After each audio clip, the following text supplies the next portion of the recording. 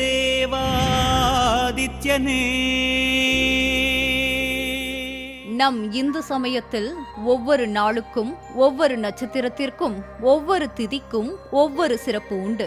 அந்த குறிப்பிட்ட சிறப்பான நாட்களில் நாம் சில வழிபாடுகளை செய்தால் நமக்கு ஏற்படக்கூடிய இன்னல்களில் இருந்து நம்மை காத்துக்கொள்ள முடியும் என்பதே நாம் நம்மை மதியால் காத்துக்கொள்வது என்று கூறுகிறார்கள். அப்படிப்பட்ட ஒரு முக்கியமான நாள்தான் இந்த மாதம் ஜூன் 7ஆம் தேதியும் 21ஆம் தேதியும் நிகழ்கிறது. அந்த குறிப்பிட்ட நாள்தான் பானு சப்தமி நாள். ஒன்றாக இணைந்து வரும் ஒரு மிக உயர்ந்த புண்ணிய நாளாகும். பானு என்றால் சூரியன். சூரிய பகவானுக்கு உரிய ஞாயிற்றுக்கிழமையில் அவர் பிறந்த திதியான சப்தமி திதி இணைவதால் இந்த நாளுக்கு பானு சப்தமி என்று பெயர் வந்தது.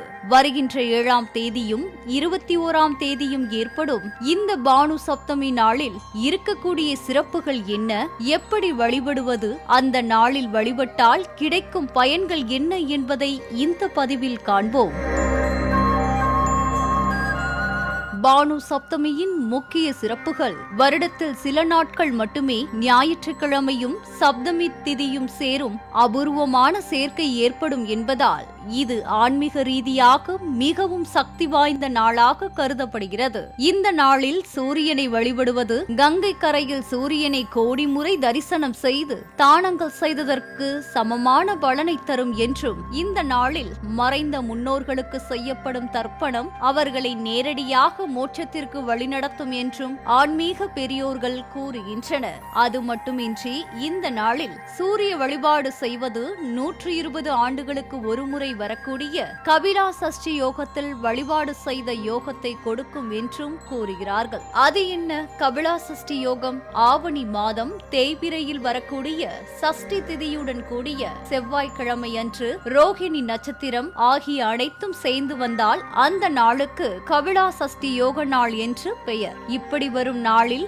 நாம் வழிபாடு செய்தால் அதன் பலன் பல மடங்காக கிடைக்கும் என்பது ஐதீகம். அப்படிப்பட்ட ஒரு நாள் 120 ஆண்டுகளுக்கு ஒரு முறை மட்டுமே வரும் என்றும், அந்த நாளில் வழிபட்ட பலனை இந்த பானு சப்தமி நாள் கொடுக்கும் என்றும் ஆன்மீக பெரியோர்கள் கூறுகிறார்கள். சூரியனே ஆரோக்கியத்தின் அதிபதி. இந்த நாளில் வழிபட்டால் நாள்பட்ட நோய்கள், தோல் வியாதிகள் மற்றும் கண் கோளாறுகள் அனைத்தும் நீங்கும் என்றும், ஜாதகத்தில் சூரிய தோஷம் உள்ளவர்கள் இந்நாளில் வழிபட்டால் அரசு வேலை, அரசியலில் வெற்றி மற்றும் உயர் பதவிகள் தேடி வரும் என்றும், அறியாமை மற்றும் சோம்பல் நீங்கி வாழ்வில் புதிய உத்வேகமும் தெளிவான புத்தியும் மன தைரியமும் உண்டாகும் என்பது ஐதீகம். இனி அந்த நாளில் எப்படி வணங்குவது என்று காண்போம். வழிபடும் முறைகள். சூரிய உதயத்திற்கு முன்பே எழுந்து நதி அல்லது வீட்டில் உள்ள தண்ணீரில் கங்கை போன்ற புண்ணிய நதிகளை மனதால் நினைத்து நீராட வேண்டும். சூரிய உதயத்தின் போது